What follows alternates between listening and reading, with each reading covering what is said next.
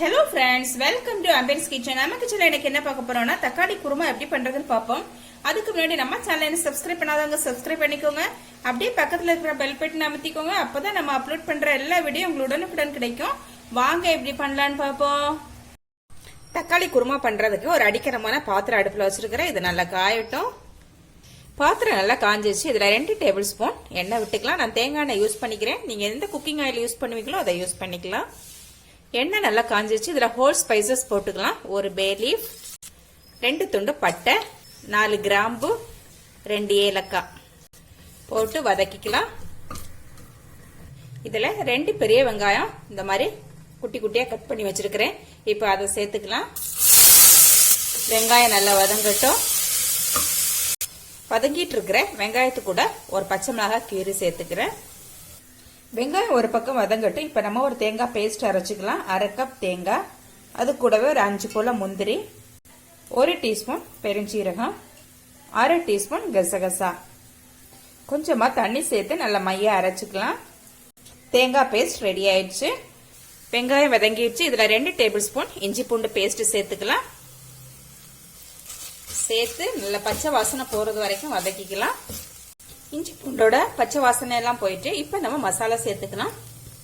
1/4 table spoon மஞ்சள் தூள், 2 table spoon மிளகாய் தூள். இது காஷ்மீரி சில்லி, அதனால நான் 2 டேபிள் ஸ்பூன் சேர்த்துக்கிறேன். நீங்க உங்க மிளகாயோட காரத்தை பொறுத்து கூட்டவோ குறைக்கவோ செய்யலாம்.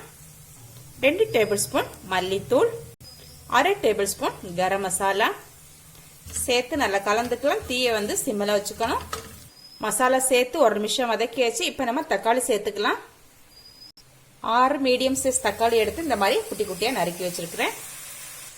இப்ப நம்ம தீயை வந்து இன்க்ரீஸ் பண்ணி வச்சுக்கலாம். இது கூடவே 1 டேபிள் ஸ்பூன் உப்பு சேர்த்துக்கலாம். சேர்த்து நல்லா கலந்து விட்டுக்கலாம். கலந்தாச்சு. இப்ப தீயை மீடியம் ஃப்ளேம்ல வச்சு மூடி போட்டுடலாம். நடுநடுவே இதை கலந்து விடணும். தக்காளி நல்லா குழைய மசியட்டும். ஓகே ஃப்ரெண்ட்ஸ், நம்ம தக்காளி இப்ப நல்லா குழைய வெந்துருச்சு. இதுல நம்ம அரைச்சு வச்ச தேங்காய் பேஸ்ட் சேர்த்துக்கலாம். மிக்ஸி ஜாரை கழுவி கொஞ்சமா தண்ணி சேர்த்துக்கிறேன். இப்ப நல்லா கலந்து விட்டுக்கலாம். இப்ப நான் ஒரு 2 கப் தண்ணி சேர்த்துக்கிறேன். எந்த அளவு நமக்கு குருமா வந்து கெட்டியா வேணுமோ அதுக்கு ஏற்றவாறு தண்ணி சேர்த்துக்கலாம். தண்ணி சேர்த்து நல்லா கலந்தாச்சு. இப்ப இது கொதிக்கட்டும். இப்ப கிரேவி வந்து கொதிக்க ஆரம்பிச்சிச்சு. இப்ப மூடி போட்டு ஒரு 10 நிமிஷம் இதை வேக விடும். நடுநடுவே இதை கலந்து கொடுக்கணும். இருக்கட்டும். ஓகே ஃப்ரெண்ட்ஸ், நம்ம குருமா இப்ப கொதிக்க ஆரம்பிச்சு 10 நிமிஷம் ஆயிட்டு. இப்ப ரொம்பவே சூப்பரா ரெடி ஆயிருக்கு. இந்த ஸ்டேஜ்ல உப்பு பார்த்து தேவைப்பட்டா போட்டுக்கலாம். கொஞ்சமா மல்லி இலை தூவி ஸ்டவ் ஆஃப் பண்ணிக்கிறேன். இப்ப நான் சர்விங் பவுலுக்கு மாத்திக்கிறேன்.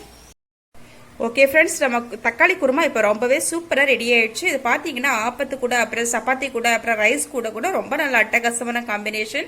இந்த ரெசிபி உங்களுக்கு பிடிச்சிருந்த ஆம்பியன்ஸ் கிச்சனை சப்ஸ்கிரைப் பண்ணி, லைக் பண்ணி, ஷேர் பண்ணி, கமெண்ட் பண்ணுங்க. வேண்டாம் நல்லதொரு ரெசிபியோட உங்களை சந்திக்கிறேன். பாய்.